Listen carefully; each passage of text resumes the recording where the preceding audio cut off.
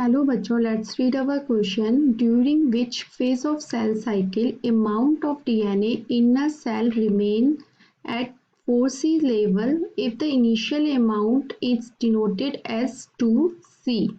ठीक है, phase cell cycle का कौन सा फेज है जिसमें कि अमाउंट ऑफ डीएनए जो है 4C लेवल पर रहता है जबकि इनिशियल अमाउंट जो है 2C डिनोट करता है। तो हमारे जो ऑप्शंस हैं वो है option A G1S, B G2M, C only G2, D G0 and G1। तो हमारा जो की कंसेप्ट हो जाएगा वो हो जाएगा सेल साइकिल।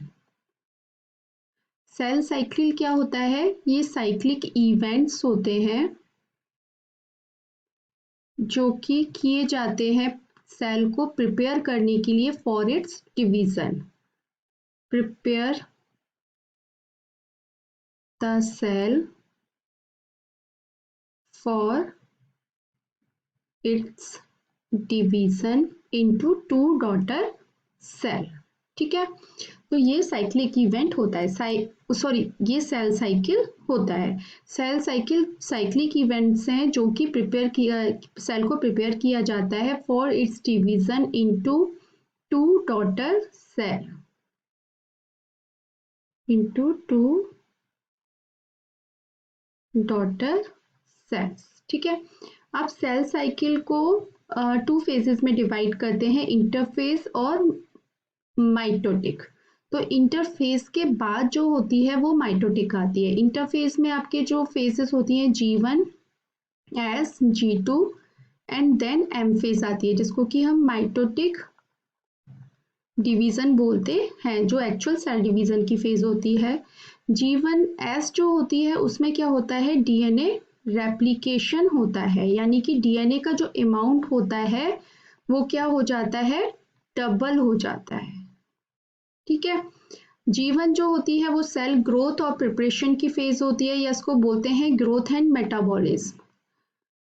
ठीक है, क्योंकि इसमें क्या होते हैं, जो भी एंजाइम बनने होते हैं आगे रेप्लिकेशन के लिए या सेल डिवीजन के लिए वो इसमें बनते हैं। G2 में जो भी प्रिपरेशन होती है, इसमें भी ग्रोथ होती है सेल की और बहुत फास्ट रेट से होती है, तो इसमें भी प्रिपरेशन होती है फॉर सेल डिवीजन। ठीक है, तो अब हमसे क्वेश्चन में क्या पूछा है कि इनिशियल स्टेट में आपका 2C डीएनए है और वो 4C हो जाता है, कौन से लेवल तक वो रहेगा इनमें से। ठीक है, तो हमारा जो इनिशियल लेवल हम ये मान लेते हैं इंटरफेज में हमारा कितना है, 2C है। G1 में भी वो 2C रहेगा। अब वो S फेज में आके क्या हो जाएगा, 4C हो जाएगा। G2 में भी वो 4C रहेगा, लेकिन माइटोटिक डिवीजन के बाद जब टू डॉटर सेल्स बनेंगी तो उसमें क्या हो जाएगा, डीएनए का अमाउंट 2C हो जाएगा। ठीक है, क्रोमोसोम का नंबर सेम रहता है लेकिन जो डीएनए का अमाउंट है वो क्या हो जाता है, हाफ हो जाता है, 2C। ठीक है, तो अब हम ये देख लेते हैं कि हमारे ऑप्शन क्या कह रहे हैं कि 4C किस जो क्वेश्चन में पूछा है कि ये जो 4C है वो किस स्टेज में रहेगा। तो हमारी S और G2 फेज में ये 4C रह रहा है। तो हमारे ऑप्शन है G1 and S।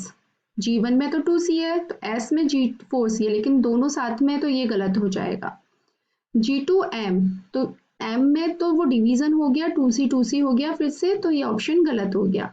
Only G2 ये बिल्कुल सही है, क्योंकि G2 एक खाली अगर G2 देता है तो इसमें ये ऑप्शन बिल्कुल सही है।